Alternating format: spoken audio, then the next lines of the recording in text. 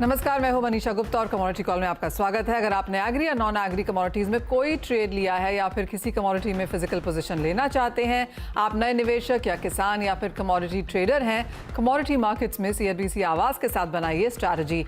आप हमें व्हाट्सएप कर सकते हैं, हमारा नंबर है 7045220000। आप हमें इस नंबर पर सवाल भेज सकते हैं। आपके सवालों पर हमारे एनालिस्ट आपको सटीक सलाह देंगे। आपका पसंदीदा शो कमोडिटी कॉल फेसबुक और ट्विटर पर भी लाइव है। आप हमें सोशल मीडिया प्लेटफॉर्म पर भी अपने सवाल भेज सकते हैं। चलिए शो की शुरुआत करते हैं और सबसे पहले नजर डालते हैं इस वक्त की हेडलाइंस पर। डॉलर के मुकाबले फुल जोश में रुपया इंट्राडे में 79 के करीब पहुंचा, बाद में 38 पैसे की मजबूती के साथ 79.15 पर बंद। कल की जोरदार उड़ान के बाद चांदी में आज फ्लैट कारोबार। MCX पर 57,500 के ऊपर टिके भाव, लेकिन सोने में जारी है सुस्ती। कच्चे तेल ने फिर बढ़ाई चिंता। पिछले 4 ट्रेडिंग सेशंस में करीब 10% का उछाल। ब्रेंट का भाव $95 के पार निकला, आज भी करीब 1% की तेजी। CPO और सोया ऑयल में फिर से वायदा ट्रेडिंग शुरू करने की डिमांड। एडिबल ऑयल की संस्था SEA ने सेबी से की अपील, कहा रिस्क मैनेजमेंट के लिए ट्रेडिंग शुरू करना जरूरी। पिछले 1 साल में 7 कमोडिटीज में बंद है trading. Cotton seed oil cake में लगातार तेजी का रुझान। NCDX पर आज करीब 4% की जोरदार तेजी। पिछले 4 ट्रेडिंग सेशंस में करीब 15% चढ़े भाव, लेकिन कॉटन में जारी है गिरावट। हमारे साथ शो में शामिल हैं पृथ्वी फिनमार्ट के मनोज जैन और SSJ फाइनेंस के प्रियांक उपाध्याय। आप दोनों का कार्यक्रम में स्वागत है। प्रियांक, अंतर्राष्ट्रीय बाजारों में डॉलर की गिरावट का फायदा भरपूर आता हुआ नजर आया है, लेकिन आपकी टॉप ट्रेडिंग स्ट्रैटेजीज आज क्या हैं? Good evening Manisha ji. आज हमारी पहली पिक एनर्जी कॉम्प्लेक्स से रहेगी नेचुरल गैस में। हमने देखा है कि नेचुरल गैस के प्राइसेस में एक 800 और लेवल से एक स्टीप करेक्शन आता हुआ देखा था, जो 620 630 के जोन से अभी एक बाउंस बैक देखा है। ये मुझे लगता है कि अभी भी एक बाउंस बैक ही है और यहाँ पे हायर लेवल से फिर से सप्लाई आ सकता है। तो यहाँ पे 675 680 जोन्स में सेल की रणनीति रहेगी। 695 का स्टॉप लॉस रहेगा और 645 640 के शॉर्ट टर्म टारगेट्स रहेंगे। और दूसरी पिक हमारी आज बेस मेटल कॉम्प्लेक्स से रहेगी जिंक में हमने देखा है कि ऑलमोस्ट 330 और लेवल से एक स्टीप करेक्शन आता हुआ देखा और अभी एक रिबाउंड देखा है। पर ये रिबाउंड में मुझे लगता है कि ऑन हायर लेवल्स फिर से एक सेलिंग प्रेशर बन सकता है। तो मे बी अराउंड 289 290 जोन्स के आसपास इसमें सेल किया जा सकता है। स्टॉप लॉस 293 का रहेगा एंड शॉर्ट टर्म टारगेट्स 282 के आसपास के रहेंगे। ऑल राइट, तो वो जिंक और नेचुरल गैस में कारोबार करने की राय। लेकिन मनोज जी, एग्री स्पेस में क्या है टॉप ट्रेडिंग? नमस्कार मनीषा जी, यहाँ एक खरीदारी की और एक बिकवाली की रणनीति रहेगी। पहली पिक ग्वार सीड वायदा में रहेगी। अक्टूबर कॉन्ट्रैक्ट में यहाँ खरीदारी करके चलना चाहिए। 4,940 के स्तर मिले तो जो लक्ष्य रहेगा वो 5,080 का रहेगा। स्टॉप लॉस एक 4,870 का लगाए। वहीं दूसरी पिक जो रहेगी वो केस्टर सीड वायदा में रहेगी। यहाँ अक्टूबर वायदा में 7,520 के स्तर पर बिकवाली करें। 7,580 का स्टॉप लॉस लगाएं। नीचे में जो लक्ष्य रहेगा वो 7,400 का रहेगा। ऑल राइट, तो ये 2 ट्रेडिंग स्ट्रैटेजीज एग्री स्पेस से भी हैं। लेकिन आज यहाँ पर हेडलाइंस रुपए ने भी बनाई हैं। डॉलर के मुकाबले आज दमदार तेजी दिखाते हुए रुपया 1 महीने के हाईज पर बंद हुआ है। आज रुपए की शुरुआत ही जोरदार तेजी के साथ हुई थी। डॉलर के मुकाबले रुपया आज 24 पैसे मजबूत होकर खुला और एक समय पे तो 79.04 का लेवल पर भी हमने यहाँ पर बनता हुआ देखा। हालांकि बाद में थोड़ा सा करेक्शन हुआ, लेकिन 38 पैसे की मजबूती के साथ 79.15 पर आज हमने कारोबार यहाँ पर बंद किया। रुपए पर बात करने के लिए हमारे साथ IFA ग्लोबल के CEO अभिषेक गोयनका हैं। अभिषेक, हाय। बहुत दिनों के बाद ऐसा देखने को मिला कि रुपए में इतनी अच्छी जोरदार तेजी रही। ऑफ कोर्स डॉलर इंडेक्स में गिरावट है, तो उसका फायदा हमने दूसरी इमर्जिंग करेंसीज को भी आते हुए देखा। लेकिन जो रुपए में आज मूव्स देखने को मिले हैं, आप ऑन द चार्ट उन्हें कैसे देखते हैं? हाय मनीषा, गुड आफ्टरनून। मनीषा, देखिए लास्ट 2-3 दिनों में आपने देखा था कि भाई ओवरऑल US डॉलर है, ग्लोबल US डॉलर, उसमें थोड़ी सी वीकनेस नजर आई है। चाहे हम यूरो की बात करें, चाहे हम पाउंड की बात करें, चाहे हम जापानीज येन की बात करें, सभी करेंसी 2 से 3% स्ट्रांग हुई है अगेंस्ट द US डॉलर। साथ ही साथ कहीं ना कहीं from a domestic angle continuously हम एफआईआई का फ्लोज देख रहे हैं, अराउंड $7-7.5 बिलियन का फ्लो इक्विटी में आया है। और bond markets despite CPI print high आई है, बॉन्ड मार्केट्स भी कंट्रोल में है। सो 7.10 7.15 पे 10 ईयर है। तो ये चारों तरफ एक पॉजिटिव सेंटिमेंट का दौर बन रहा है। साथ ही साथ मार्केट में एक कम्युनिकेशन बहुत क्लियर है कि 80 का लेवल आरबीआई होल्ड करने की कोशिश कर रहा है। तो ये जो लास्ट फॉरेन एक्सचेंज रिजर्व्स के नंबर्स आए थे वो भी करीब 455 के आसपास आए, जहाँ इन्होंने $7-7.5 बिलियन और यूज किया है।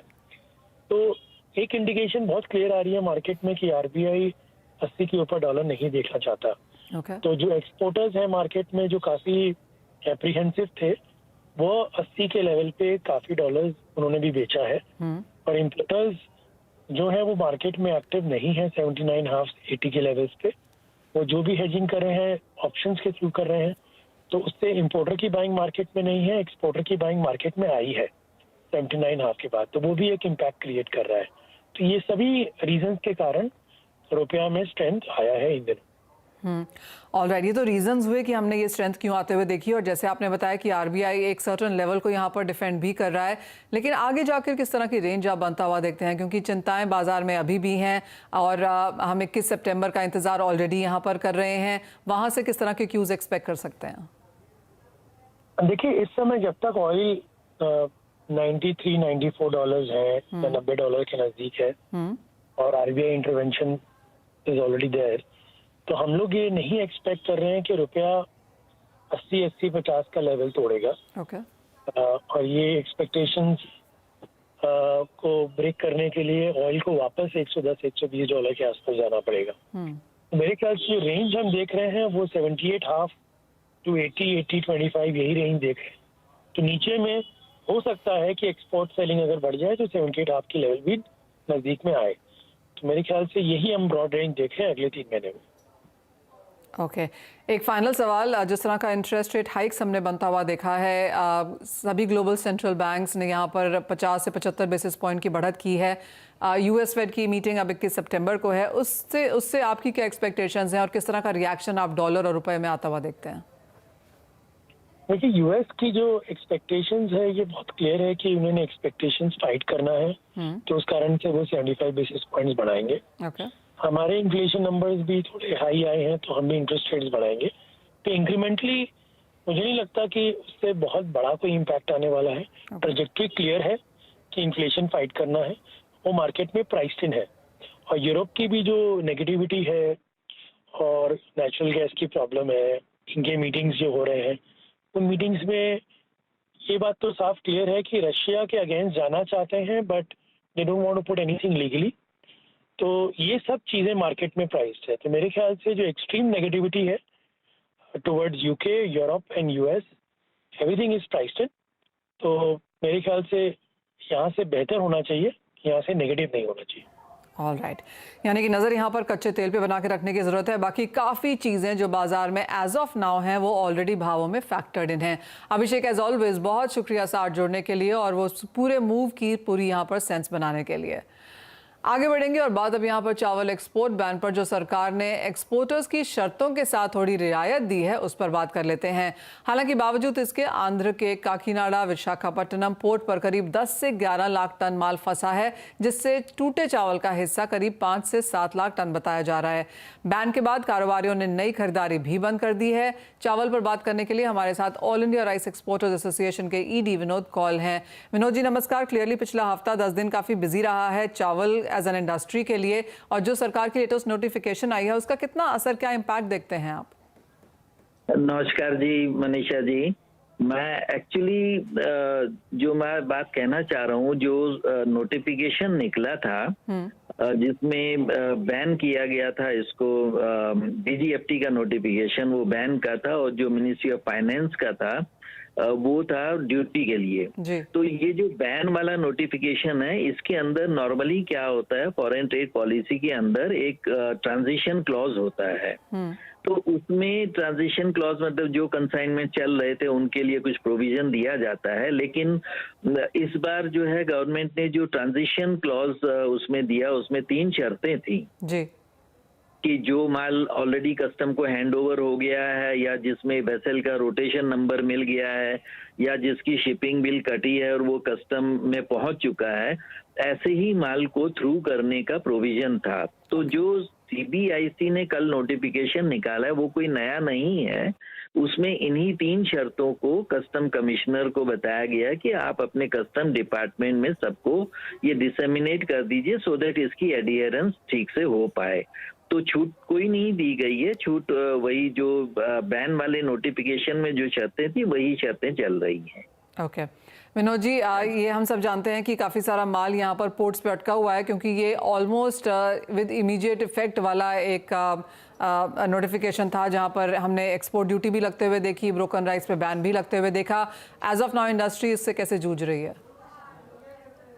देखिए, इंडस्ट्री के लिए तो बहुत डिफिकल्ट सिचुएशन हो गई है क्योंकि जो ये था ब्रोकन राइस था 100%, उसका बहुत बड़ा मार्केट पिछले 2 साल में बना था और जिसमें अफ्रीका में काफी, क्योंकि अफ्रीका नॉन बासमती के लिए हमारा 80% मार्केट रखता है और वहाँ भी क्योंकि लो प्राइस डिमांड रहती है पॉवर्टी की वजह से, तो वहाँ पर काफी क्वांटिटी हमारी जाती थी। चाइना तो 4-5 लाख टन जाता है और पिछले साल 38 लाख टन ब्रोकन राइस का एक्सपोर्ट हुआ था। तो मेजर क्वांटिटीज वियतनाम और अफ्रीका में जाती थी, अब वो सब रुक गई है। और अगर इसका हम फाइनेंशियल डैमेज देखें एक्सपोर्टर्स के ट्रेड के बारे में, तो लगभग मेरा अंदाज है कि जो इम्पैक्ट अब आ रहा है, जितना अभी तक 4 महीने में एक्सपोर्ट हुआ है और जो बाकी पिछले साल के उससे अगर हम फिगर से कंपेयर करते हैं तो लगभग 5 से 6 हजार करोड़ का नुकसान है ये ट्रेड के लिए।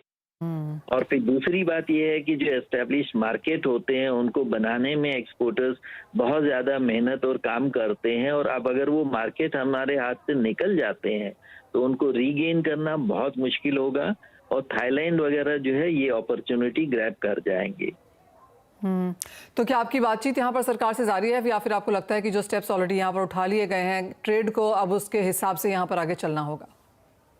देखिए, हमारी सरकार से तो बातचीत चल रही है, हम लोग रेगुलर उसमें एफर्ट्स कर रहे हैं, लेकिन मुझे ऑनेस्टली अगर मेरे से पूछे तो अभी शायद इसमें कोई चेंज होना नेक्स्ट टू इम्पॉसिबल लग रहा है। अगले कुछ महीनों में 5-6 महीने तक मुझे नहीं लगता कि कोई बदलाव इसमें शायद हो सकेगा।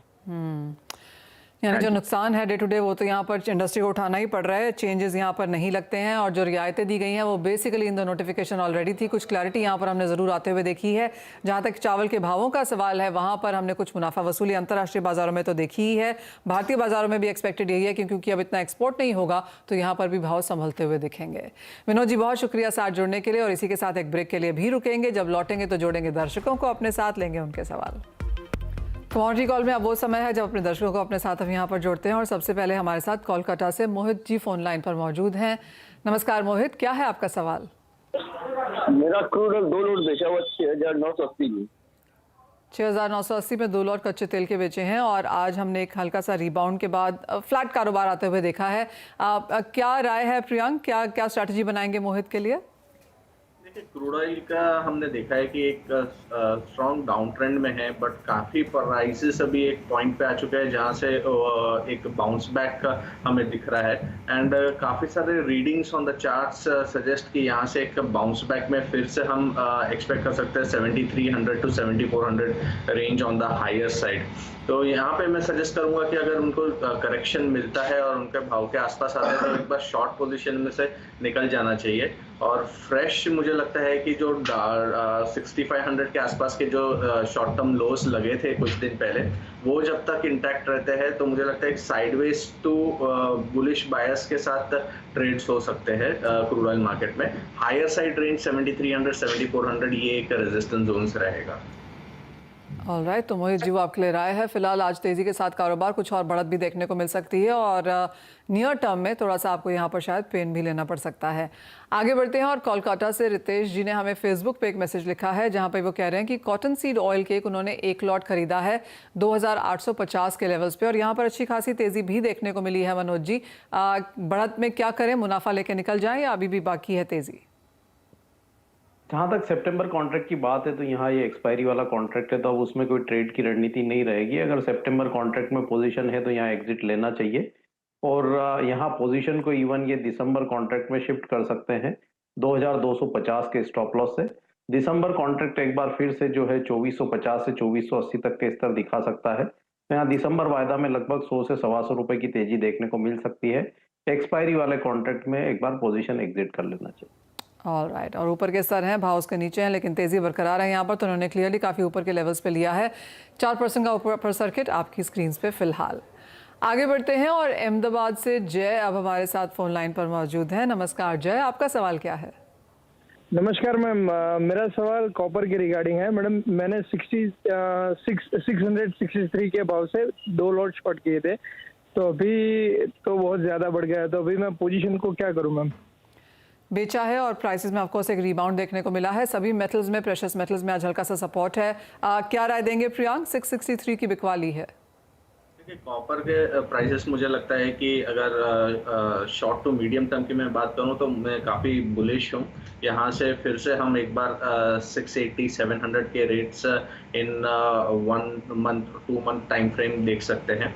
तो यहाँ पे अगर उनको जो करेक्शन मिलता है नियर टर्म में, मुझे लगता है कि फिर से एक बार उनको 660 और 655 ये जोन्स तक आ सकता है। तो वहाँ पे एक बार शॉर्ट पोजीशन में से एग्जिट ले लेना चाहिए कॉपर। एंड थोड़ा मीडियम टर्म स्ट्रक्चर अगर मैं बात करूँ कॉपर के प्राइसेस में, तो 600 एक स्ट्रॉन्ग सपोर्ट से बाउंस बैक हमने देखा टुवर्ड्स 700, और 700 से फिर से ये एक 630-620 तक का एक फॉल देखा है। तो जब तक ये 620 सपोर्ट्स इंटैक्ट है, मैं हायर साइड प्ले करूंगा towards 700-720 in short to medium term. Alright, short to medium term यहाँ पर तेजी है, लेकिन आपको याद दिला दें कि एक तरफा तेजी या गिरावट कभी देखने को नहीं मिलती। तो हो सकता है आपको, आपके जैसे प्रियांक ने कहा भी, कि आपकी लेवल्स की तरफ यहाँ पर अगर प्राइसेस आते हैं तो आप एक बार यहाँ से एग्जिट करने का ज़रूर मन बनाएं। एक व्हाट्सएप ले लेते हैं जो हमारे पास आया है, जो राजस्थान से राजेंद्र जी ने लिखा है। ग्वार सीड के ये किसान हैं और उनके पास 300 बोरी माल पहले से पड़ा हुआ है। क्या राय देंगे इन्हें मनोज जी?